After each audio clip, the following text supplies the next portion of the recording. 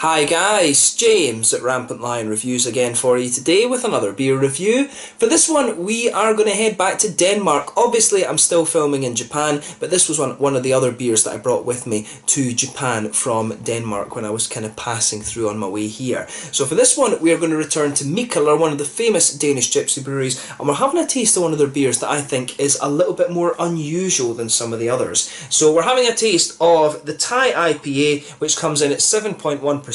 And this is an IPA brewed with passion fruit, lime, coconut and lactose, and it should be a very interesting beer. I did get a little taste of this at the bar in the airport when I was there, but I didn't actually drink a full one, so I'm very curious to see what this beer's like when I do a full kind of thorough tasting of it. So as always, I hope you guys enjoy my take on this one, and I'm particularly curious with this beer to see how it turns out. You know, Mikkeller do have quite strong connections to Thailand. They've got a couple of different bars in Bangkok, so I'm very curious to see how this beer turns out, and I hope you guys enjoy my take on it. So anyway, as is usual with my reviews then, I'll tell you a little bit about the brewery. If you want to get straight to the tasting, just fast forward. All the usual links are in the description below. That's the brewery website, link to my other reviews that I've done from Mikkeller before. No doubt I will add some more in the near future. There's all the usual social media. If you want to see more beer reviews, do please consider subscribing to the channel. The whole channel, of course, has a geography-based tagging system, so you can go into the homepage and search for beer based on country, city, state, county, prefecture, whatever it is you're interested in. Do check out the playlists of beers from different countries. There is one there for all the Danish beers that I've reviewed for you. That's constantly being added to, and as always, please do get in touch and let me know some of the other beers and breweries that you guys would like to see me review. It's always great to hear from you guys that are watching the videos, and the support that you show the channel is hugely appreciated. So anyway, to tell you a little bit about Mikkeller then, before we actually open up this beer. So as I've told you many a time, Mikkeller are one of the famous Danish gypsy breweries, and they were founded by Christian Keller and Mikkel Bjergso, although it's now run exclusively by Bjergso, who used to be a physics and maths teacher. Christian Keller, of course, went on to be the editor of one of the big music magazines in Copenhagen. I believe it was called Soundhouse, actually, the company that he went to work for. But again, these guys are very influenced by the American craft beer movement, and they basically started out as the homebrewing experimentations of Christian and Mikkel and grew from there. The same home brewing group in Copenhagen gave birth to Evil Twin, to Toul, and to various other little craft breweries that have popped up out the city since then. But for a long time these guys were a gypsy brewery. They didn't have their own brewery, but rather brewed a variety of host breweries, mainly in the USA, Norway, Scotland and Belgium. Most of their beer is actually brewed at the De Proefbrouwerij in Locriste just outside of Ghent in Belgium. They still do brew a considerable chunk of it there, but as I say, they do have their own brewery now that they're using. So their home base as such for a long time was the Mikkeller bar in Copenhagen, and they've also got a collaboration bar with Toul, whose founders are former students of Mikkel's. You know, you had Tobias Emil Jensen and also Tore Gainter in there as well, and they also do some really damn awesome beers, but they've expanded their number of sites in Copenhagen since that very early stage. In April 2016 they took over AleSmith's former brewery in San Diego after they moved to a larger space, and in 2017 they announced that they'll establish a second brewery in Citi Field, which of course is the home of the New York Mets in New York City. So even though they're a Danish company, they do have an East Coast operation and also a West Coast operation as well. And they've now got a location in Copenhagen which is called Baghaven, where they experiment with different sour beers as well. That's where they're doing a lot of their sour beer aging and stuff like this. And Mikkeller, of course, have done sour beers for quite a long time, but they do now have their own dedicated facility, which I think is pretty cool. And in Copenhagen they've got various different things. They've got War Pigs, which is basically beer and pork. That's a collaboration with Three Floyds from Munster in Indiana in America. Very good place that I really recommend you try. They've got two restaurants called Ramen Tobiru, which is basically beer and ramen. Again, what's not to like? They do have Japanese chefs in there working, which is very cool. And they've also got the Ulen Brewed, which is basically beer and bread, and again, that's another very nice bar next to the original one, of course, in Victoria's Garde. Just not too far from the main train station in Copenhagen. So I really would recommend that you check out any of the the Mikkeller venues that you can find in the city. But they've got various bars across the world now. This includes Barcelona, Berlin, Warsaw, Bucharest, Stockholm in Sweden. They have one, Reykjavik in Iceland, Tórshavn in the Faroe Islands, Tokyo here in Japan, Seoul in Korea. I need to go and check out one of those two at some point. Taipei in Taiwan, Singapore, and they've got various locations, as I mentioned, in Copenhagen, San Diego, and also Bangkok as well. So yeah, very, very well known craft beer company these days. Probably the best known Danish craft brewery out of all of them, and they do some pretty damn awesome beers. They've probably produced well over 2,000, maybe even 3,000 beers these days actually. They are that prolific, and the stuff that they put out tends to be very, very good quality. So if you haven't tried any of the Mikkeller beers already, I really recommend that you do. A very, very well known company, and you know, they're producing stuff like this, which is very, very interesting. But yeah, that's all you really need to know about them just now. If you want to learn a little bit more, check out the brewery website. You can follow them on Facebook and Instagram and things like that, and keep up to date with all the latest goings on through there. But let's get on to the actual tasting of this beer itself. So as far as I can remember, this is the first half-litre can that I've actually had from Mikkeller. I think most of them have been, you know, 330s and stuff like this, the little cans that I've had from, I think they've all been from Mikkeller San Diego actually. But there you can see the nice kind of Thai God chilling on this one, but still in that kind of typical Mikkeller artwork. But this one, as I mentioned, 7.1% IPA, brewed with passion fruit, lime, coconut and lactose. And you can see on the back there is that standard Mikkeller brewery symbol. I think that's Peter Pale and Mary that are on this one. But yeah, really nice looking beer this. So without further ado, let's get it out and we'll get on with the tasting. It says the malt base in this one is barley, oat flakes, some rye malt, wheat malt, and they also have some lactose in there as well. So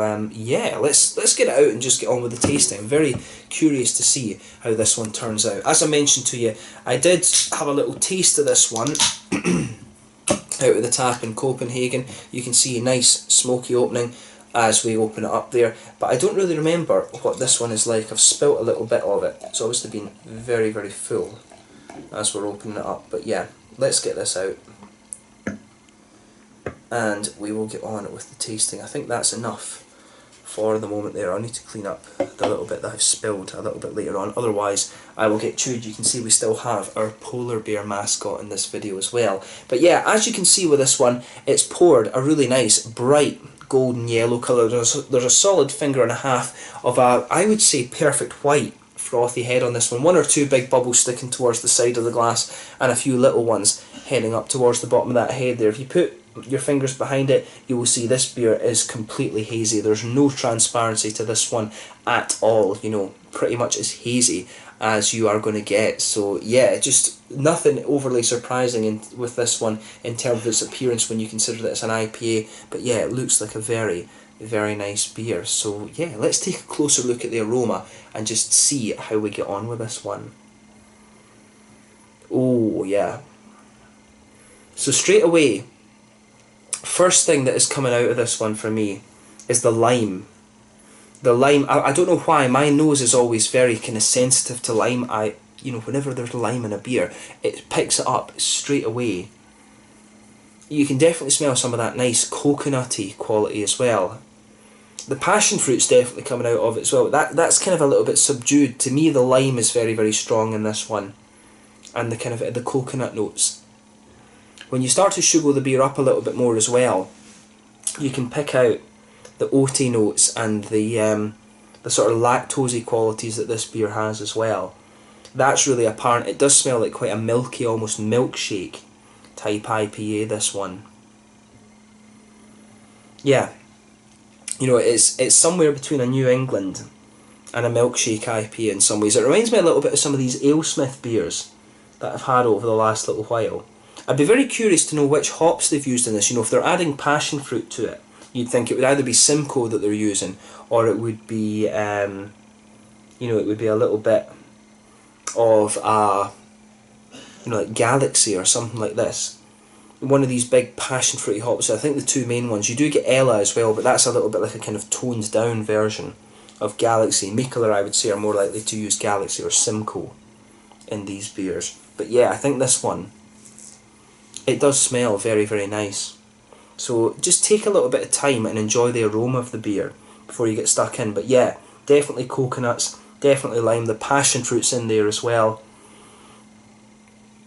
And I would say overall, this one actually smells like quite sweet. As I say, you can pick up the lactose, you can pick up the sort of oaty qualities out of the beer. There's almost a little bit of a biscuity sweetness in there as well, maybe a little tiny touch of caramel or something like that, but I'd say more of a biscuity note. In terms of the hoppy side of things, it's a little bit, it's got a little touch of floral quality too, but mainly leaning towards the kind of grassy side of things. And in terms of fruits, as I said, lime and passion fruit coming out of this one, and I think there's a little bit of a sort of lemony citrus to this as well. So I wouldn't be surprised, maybe there's a little touch of Centennial or something in there, just to kind of match that limey quality. But yeah, it does smell like a very kind of, almost, I guess you could say, Asian or Southeast Asian sort of food, this one. It reminds me of a lot of the kind of salads and stuff like that you can get in some of these Asian restaurants. The other beer that springs to mind, of course, in this regard is the Death from Above from Garage Project in New Zealand. That was a beer that was really based on the flavour profile of a Vietnamese curry, or a Thai curry if I remember correctly, and one of the two countries there. But yeah, that's the only other one I can think of that really would remind me of that. I know Mikkeller, of course, have released beers called like Kinkin and things that are designed to taste like, to go well with Asian food and stuff as well. So bear that in mind. Mikkeller do have this kind of history with producing very, very nice Asian food. But yeah, really interesting smelling beer, this one. As I always say, take a little bit of time and enjoy the aroma before you get stuck in. But we're going to have a taste of this one now. So yeah, this one is the Thai IPA, IPA brewed with passion fruit, lime, what was it again? Passion fruit, lime, lactose and coconut from Mikkeller, one of the famous Danish gypsy brews, coming in at 7.1%. Let's get stuck in. Slange, Skål, Kampai.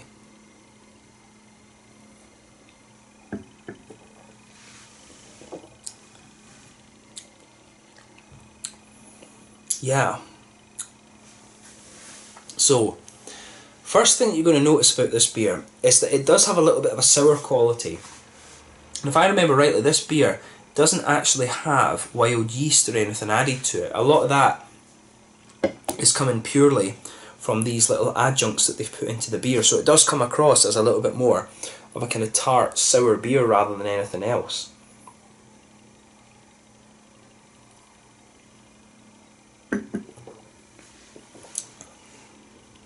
But yeah, it certainly does cover the alcohol quite well. It takes you, I would say, this is one of these beers that when you try it, it really does have quite an impact. But once you can get past that, and once your mouth adjusts to that little bit of sourness that the beer has, you can really get a lot out of this one. I really like how everything goes together in this. It starts to become very, very complex in the mouth and in the aftertaste, I would say.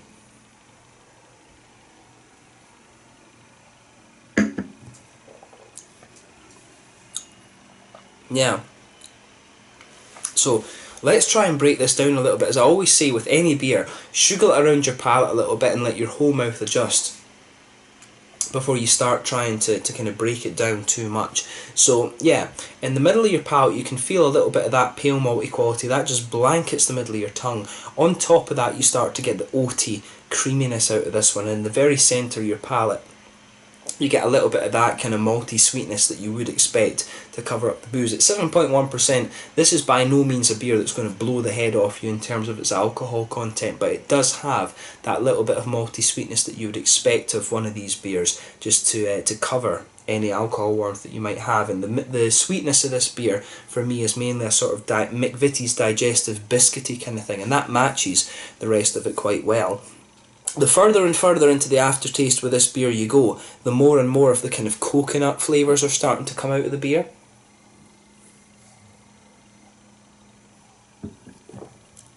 And I'm going to hazard a bet with this one and say that most of the kind of soury characters that you're getting out of this beer are due to the lime. It's a little bit of the passion fruit playing in there, but I think it's the lime that's really quite strong in this one. I'm definitely finding that the lime is the more prominent flavour out of the two fruits, the two fruit adjuncts that they've put into this beer. It did say, I think it said on the back, it was lime juice that they'd put in. rather than straight up lime, and that means that it will have kind of spread around a little bit better in the actual vessel when they've brewed it, compared to the straight up passion fruit that they've added. So that's another interesting point about this one. If you add solid fruit to it's basic chemistry. The higher surface area you've got, if you like, the easier it is for a reaction, and the quicker it is that a reaction will take place. Whereas if it's just a solid block of stuff, it's surface chemistry dictates that it will go a little bit slower. So that's one of the interesting points about this beer. When you've got two fruits added to it, passion fruit and lime, it said they'd added lime juice, but they've added, I think, solid passion fruit. It's it's going to affect the flavour a little bit, and I think the lime for me is far more prominent in this than the passion fruit addition is, to be honest with you. But yeah, the malt base is kind of pretty much everything you'd expect. On the hoppy side of things, in the back corners of the palate, there's a little touch of an earthiness there. As you come further forward, that just smooths out a little bit. Towards the front corners of the palate, there's a little bit of a kind of floral aromatic sort of thing in there, and then round the front curve of the palate, you've got a nice little bit of a lighter kind of grassy aspect to this beer as well.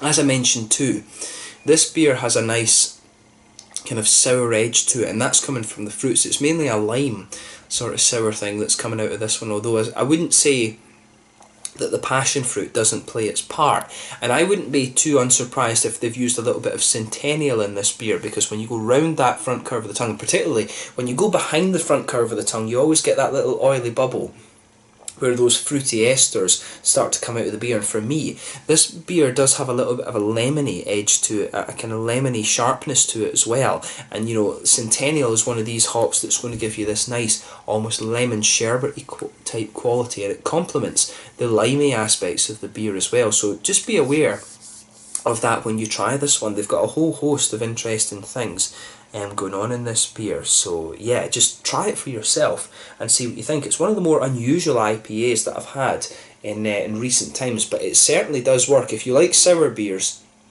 and you like the New England IPA, this one is kind of pushing that borderline. It's something that sits just in the middle of those two style categories.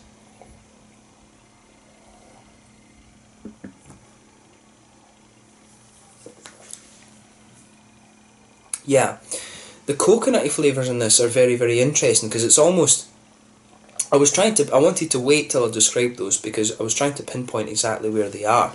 The kind of oaty and wheaty bready sort of base that this beer has, it's almost just like the whole thing is infused with that nice kind of coconut flavour. And that also complements the kind of slightly tart or sharpness that you're getting from the lime notes, and from the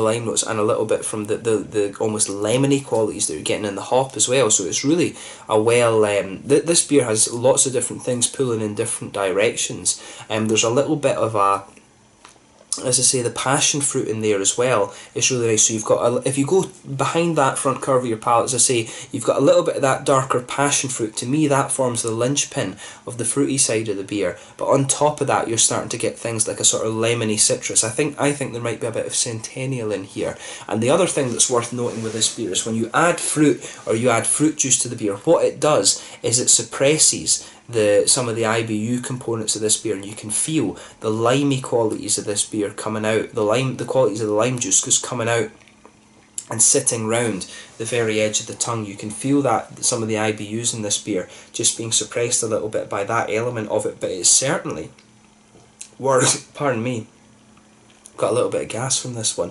It certainly works, and I like how everything is going together in this beer. So if you get the chance to try it, I really recommend that you do, because it's definitely one of the more unusual things that I've had from Mikkeller in recent times. So yeah, if you like Asian food as well, this is one that would pair very, very well with a lot of these things that you're going to get. But yeah, it's difficult to compare this to any other beer, because it really is just quite different. So if you like sour beers, then I think you're going to enjoy this one. If you like the New England IPA, you're going to enjoy this one. If you like if you like the Breakeriet beers in Sweden, I think you're going to enjoy this one as well. It's basically a sour New England IPA, and it leans towards the limey side of things rather than to the passion fruit, although the passion fruit does play a significant role in the flavour of this beer. So yeah, it's This is definitely one of the more difficult ones to describe that I've come across recently, but have a go at it for yourself and just really see what you think of it. But to me, it gets a big thumbs up for mainly, it's a good beer, but at the same time it's one of these ones that's really going to test your palate as a beer reviewer, and that is of course exactly what you want after 1,500 beer reviews. So yeah, make of this review what you will. It's definitely one of the more unusual beers that I've reviewed over the last little while, but I do recommend that you have a go at this one for yourself. If you like sour beers, as I say, you'll enjoy this. If you like the New England IPAs, you will enjoy this. So yeah, just have a go at it for yourself. In terms of the mouthfeel, definitely a kind of mid-bodied beer. Carbonation is very smooth. Overall, the mouthfeel is a little bit wetter, but it does have an element of an oily character as well. Nice little bit of hoppy bitterness, I would say somewhere around between 30 and 40 IBUs. Good little bit of tartness to the beer as well. And the other thing that's worth noting about the mouthfeel of this is that when you have fruit that's added to the beer, it suppresses some of these IBU components. And as I said, you can feel the limey notes pushing their way around the edge of your palate there, but lovely looking or a lovely sort of feel to this beer. Malt base has a good balance between smoothness and sweetness, nice little bit of hoppy bitterness, some nice juicy fruit tart qualities as well, and yeah, it's just very nicely done, and one of the more unusual things that you're going to come across from Mikkeller in the next little while, I would say. So yeah, let's leave it at that. This was the Thai IPA from Mikkeller, one of the famous Danish gypsy breweries, definitely quite unlike anything that you're going to find from them in the next little while, so just have a go at it for yourself and see what you think. If you like lime, you're going to enjoy this one. If you like sour IPAs, you're going to enjoy this, and if you like the New England IPA, again, you're going to enjoy this. It's got elements of all of these different things. But yeah, the Thai IPA from Mikkeller, one of the famous gypsy breweries from Copenhagen in Denmark. Thank you again for watching my beer reviews, and I will catch you guys very soon. Make sure you check out my social media. Let me know your own thought on this beer in the comment section below, and let me know what your favourite beers are from Mikkeller as well. And if you do have any of these other beers that pair very well with Asian food, I think that's another very interesting thing that you guys could comment about. But until the next time, slander just now, and I will catch you guys very soon. Make sure you check out this one and try any of the Mikkeller beers that you get the chance to. Slanger, skull, kampai.